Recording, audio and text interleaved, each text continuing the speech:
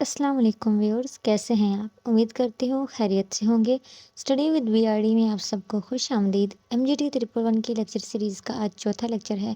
Classical view of point हम पढ़ रहे थे, इसका सेकंड पार्ट आज हम पढ़ेंगे कि क्लासिकल में जो क्लासिकल के जितने थे वो मुकम्मल हो चुके थे और आज हमने ह्यूमन रिलेशन थ्योरी पढ़नी थी। ह्यूमन रिलेशन थ्योरी हमने कहा कि क्लासिकल पॉइंट ऑफ व्यू के रिएक्शन में आई थी कि क्लासिकल पॉइंट ऑफ व्यू में जितने भी वो उनके कंट्रीब्यूटर्स थे, उन्होंने सिर्फ एक ही चीज़ पे ध्यान दिया कि बस किसी तरीके से जो है वो प्रोडक्टिविटी बढ़ाई जाए, फ़ायदा बढ़ाया जाए, आपका जो जितना मुनाफा है उसमें इजाफ़ा किया जाए। उन्होंने इंसान को बिल्कुल निगलेक्ट किया, यानी इंसान को एक मशीन के पुर्जे की तरह इस्तेमाल किया उन लोगों ने, ठीक है। तो अब इस चीज़ पे एतराज़ करते हुए जो एक नज़रिया सामने आया उसे कहते हैं ह्यूमन रिलेशन स्कूल या ह्यूमन रिलेशन थ्योरी।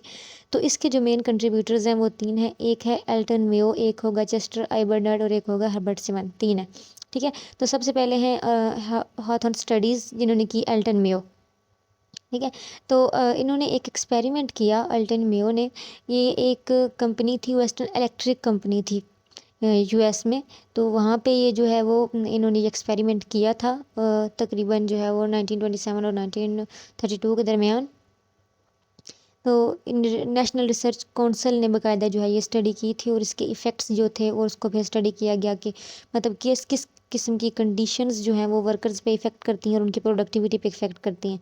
यानी वो कौन कौन से इफ़ेक्ट्स हैं, वो कौन कौन सी चीज़ें हैं जिनसे इफ़ेक्ट होता है, ठीक है। तो उन्होंने एक्सपेरिमेंट करने के लिए इन्होंने क्या किया कि दो सेम ग्रुप्स लिए, दो ग्रुप्स यानी कि मतलब दो किस्म के लोग लिए, मतलब समझ लेंगे 10-10 लोग थे। दोनों के लिए सेपरेट रूम बनाए और सेपरेट रूम दोनों के बना के दोनों में सिचुएशंस बिल्कुल सेम थी, यानी कि सेम किस्म का दोनों को काम दिया गया, सेम किस्म की लाइट थी, सेम किस्म के रिसोर्सेज थे, हर चीज़ बिल्कुल सेम थी, ठीक है। हर चीज़ सेम सेम दी गई, लगातार लोग भी सेम सेम थी, टेम्परेचर भी सेम था, वर्किंग कंडीशन भी सब कुछ सेम था, ठीक है। और सबके ऊपर उनको गाइड करने वाला एक जो सुपरवाइज़र होता है वो भी था। तो उन्होंने हर चीज़ जो है वो सेम रखी। देन फिर उन्होंने क्या किया कि जो उनमें से एक ग्रुप था ना, उसमें से उन्होंने क्या कर दिया, जो उसका लाइट सिर्फ लाइट थी ना कमरे की, उसको कम करना शुरू कर दिया, ठीक है। क्योंकि उन्होंने एक्सपेरिमेंट करना था तो उन्होंने क्या करना शुरू कर दिया कि एक कमरे की लाइट कम कर दी और दूसरे की जो है वो ज़्यादा थी, मतलब ऐसे ही बाकी सब कुछ जो है वो ऐसा ही था, चलता रहा, ठीक है। तो आहिस्ता आहिस्ता वो लाइट कम करते गए करते गए करते गए। कहा जाता है कि उन्होंने इतनी लाइट कम कर दी थी उनके काम करते हुए कि जितनी कह सकते हैं कि चाँद की रोशनी रह जाती है ना, इतनी कि चाँद की रोशनी में बंदा काम कर सके, इतनी सारी रोशनी रह गई थी। एंड देन जो उन्होंने उनको प्रोजेक्ट जो भी दिया हुआ था, काम करने को बोला हुआ था, उन्होंने वो काम कर लिया, ठीक है। अब वो परफॉर्मेंस जब उनका काम ख़त्म हुआ तो जब उसके बाद रिसर्चर्स ने जो वो एक्सपेक्ट कर रहे थे कि अब दोनों की परफॉर्मेंस जो है वो दोनों की अलग-अलग होगी, ज़ाहिर सी बात है। एक टेस्ट मतलब 2 ग्रुप से ना, ग्रुप को 2 नाम दिए गए, एक टेस्ट ग्रुप, एक कंट्रोल ग्रुप, ठीक है। तो अब उन्होंने कहा कि मतलब दोनों की अब प्रोडक्टिविटी या दोनों की परफॉर्मेंस में फ़र्क आ जाएगा। ज़ाहिर सी बात है, दोनों के हमने हालात चेंज कर दिए, एक की ज़्यादा होगी और एक की थोड़ी होगी। रिसर्चर्स अब ये जो है वो सोच के बैठे हुए थे, ठीक है। लेकिन जब रिसर्चर्स ने ये मतलब देखा कि जब रिज़ल्ट आए तो वो बहुत ही अनएक्सपेक्टेड थे और वो रिज़ल्ट ये थे कि दोनों की परफॉर्मेंस, दोनों की जो परफॉर्मेंस थी वो सेम थी और वो लोग हैरान रह गए कि कोई फ़र्क नहीं आया, ठीक है। यानी उनका एक्सपेरिमेंट तो नाकाम हो गया, लेकिन फिर उन्होंने इस पे ये स्टडी करना शुरू किया कि ये तो पता चले कि ऐसा हुआ क्यों है। ऐसा कैसे हो सकता है कि एक बंदे के पास जो है वो लाइट कम हो, एक के पास ज़्यादा हो, फिर भी उन दोनों का काम सेम हुआ है। तो उन्होंने जब इस पे मज़ीद सर्च किया कि क्या-क्या चीज़ें थी, क्या-क्या फैक्टर्स थे जिन, तो उन्होंने ये देखा कि उनके ऊपर जो सुपरवाइज़र थे ना, जो उनको मोटिवेट कर रहे थे, वो सेम थे। और वो जिस तरफ लाइट कम थी ना, वहाँ पे सुपरवाइज़र बोल रहा था उनको कि आपने फिर भी काम करना है, मोटिवेट किया जा रहा था उनको, ठीक है। वो जो मैनेजर ने उनको अटेंशन दी थी ना एम्प्लॉइज़ को, उस अटेंशन ने, उस मोटिवेशन ने उनको इतना मोटिवेट किया कि उन्होंने लाइट कम होने का असर ही नहीं लिया और उन्होंने क्या कर दिया, अपना काम बेस्ट तरीके से किया। तो इस स्टडी से ये पता चला कि जितनी मतलब मशीन, टूल्स सब कुछ इम्पोर्टेंट हैं, इतना ही इम्पोर्टेंट है एक इंसान का आपके साथ बिहेवियर। यानी आपका मैनेजर अगर आपको इज़्ज़त दे, आप पे ट्रस्ट करे, आपको मोटिवेट करे, तो आपको बेशक वसाइल कम दे, आपको सैलरी कम भी मिले, तब भी आप उसके लिए 100% दे सकते हो। यानी इन्होंने इस एक्सपेरिमेंट से ये नतीजा निकाला था और फिर इससे ये निकला कि ह्यूमन रिलेशंस भी बहुत ज़्यादा इंपॉर्टेंट है किसी भी ऑर्गेनाइजेशन की प्रोडक्टिविटी को बढ़ाने के लिए। यानी सिर्फ ये नहीं है कि हर चीज़ मैनेज कर लो तो तब हो जाता है। अगर एक इंसान की सेल्फ रिस्पेक्ट को, उसकी पे ट्रस्ट किया जाए, उसकी इज़्ज़त नफ्स को जो है वो मजरूह ना किया जाए, तब भी वो आपको 100% दे सकता है। इनके इस चीज़ से ये नतीजा निकला था। तो ये ह्यूमन रिलेशन थ्योरी में इनका ये एक बड़ी कंट्रीब्यूशन है, इनका ये एक्सपेरिमेंट। اگلا بندہ ہے Chester I Barnard. Chester I Barnard نے جو ہے وہ ایک موسٹ انفلوئنشیل بک لکھی تھی جس کا نام تھا دا فنکشن آف ایگزیکٹو، ٹھیک ہے۔ یہ پریزیڈنٹ تھے بیل ٹیلی فون کمپنی کے یو ایس اے میں۔ کب تک رہے؟ 1927 سے لے کے 1948 تک یہ جو ہے پریزیڈنٹ رہے۔ تو یہ بہت زیادہ جو ہے وہ انفلوئنسڈ تھے، جو ایلٹن میو نے جو کیا تھا نا ایکسپیریمنٹ، اس کے بعد جو نتیجہ نکالا تھا اس سے، تو اس سے یہ بہت زیادہ انفلوئنس تھے، اور اس میں انہوں نے پھر اس چیز سے جو نتیجہ نکلا تھا اس پہ انہوں نے یہ بک لکھی، ٹھیک ہے۔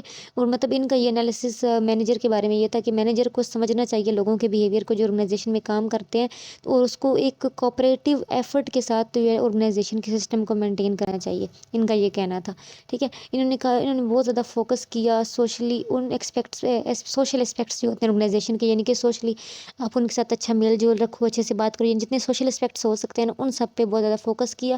اور انہوں نے کہا کہ مطلب سائنٹیفک مینجمنٹ تھیوری کے رسپانس میں انہوں نے یہ تھیوری دی تھی کہ ہیومن کمپوننٹ بھی جو ہے وہ بہت زیادہ امپورٹنٹ ہے ورکنگ سچویشن میں، کیونکہ پچھلی وہ سارے سائنٹیفک میتھڈ کو اپنانے کی کوشش کرتے، وہ کہتے ہیں ہر چیز کا سائنٹیفک میتھڈ اپنایا جائے تو بس کام بیسٹ ہو جاتا ہے، لیکن انہوں نے کہا کہ نہیں، سائنس سے زیادہ ایک ہیومن کمپوننٹ، ایک انسان ضروری ہے۔ انسان اگر آپ کے لیے بیسٹ ہے، انسان آپ سے سیٹسفائڈ ہے، تو آپ اس کو کم بھی جو ہے ریسورسز دو گے، اتنی ٹیکنالوجی نہیں بھی دو گے، تب بھی وہ آپ کو اپنا 100% دے گا اور اچھا کام کر کے دکھائے گا، ٹھیک ہے۔ اس کے بعد انہوں نے اس چیز پہ آرگیو کیا کہ جو ایک مینیجر کا رول ہے وہ بہت زیادہ اہم ہے کوآپریشن میں، پرپز کو ڈیفائن کرنے میں، ایک سسٹم کو پرووائڈ کرنے میں، یعنی جتنا ایک مینیجر اپنا رول اچھے سے جو ہے وہ پلے کرے گا، اتنا ہی جو ہے وہ اس آرگنائزیشن کی پروڈکٹیوٹی میں اضافہ ہوگا۔